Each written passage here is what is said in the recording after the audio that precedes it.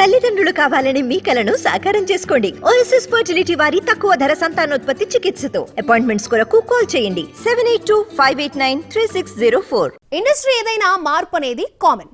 పరిస్థితులకు తగ్గట్టుగా కెరియర్ ని డిజైన్ చేసుకుంటేనే ఎక్కువ కాలం ఇండస్ట్రీలో ఉండొచ్చు. ఇదే పాయింట్ ని క్యాచ్ చేశాడు ఓ Bollywood hero. Pan India trend కి తగ్గట్టుగా తన కెరియర్ ని డిజైన్ చేసుకుంటున్నాడు.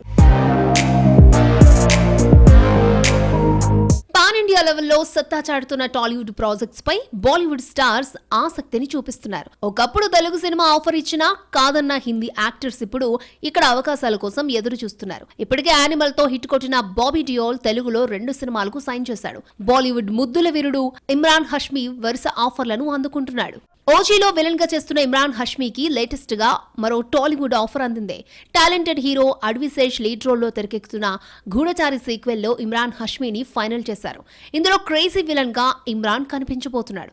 అలాగే రజనీకాంత్ తో లోకేష్ కనగరాజ్ చేసే పాన్ ఇండియా ప్రాజెక్ట్ లో కూడా ఈ బాలీవుడ్ కిస్సర్ కి ఆఫర్ ఇచ్చినట్లు తెలుస్తోంది. మొత్తానికి ఒకప్పుడు బాలీవుడ్ లో హీరోలుగా చేసిన స్టార్స్ అంతా ఇప్పుడు టాలీవుడ్ లో విలన్ రోల్స్ చేస్తున్నారు. మరి ఈ లిస్ట్ లో ఇంకెంతమంది స్టార్స్ యాడ్ అవుతారో చూడాలి. బాలీవుడ్ లో మరో క్రేజీ ప్రాజెక్ట్ కి సీక్వెల్ రెడీ కాబోతోందా?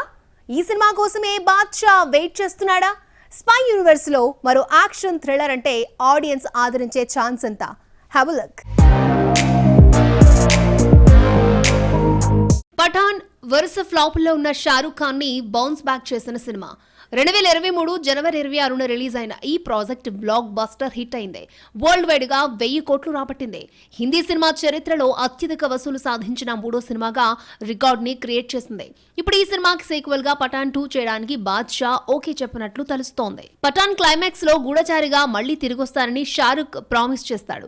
ఇప్పుడు అదే పాయింట్ తో కొత్త కథ రెడీ చేశాడట సిద్ధార్థ్ ఆనంద్. స్టోరీ లైన్ షారూక్ ఖాన్ కి నచ్చడంతో ప్రీ ప్రొడక్షన్ వర్క్ ని యష్రాజ్ ఫిల్మ్స్ మొదలు పెట్టినట్లు తెలుస్తోంది.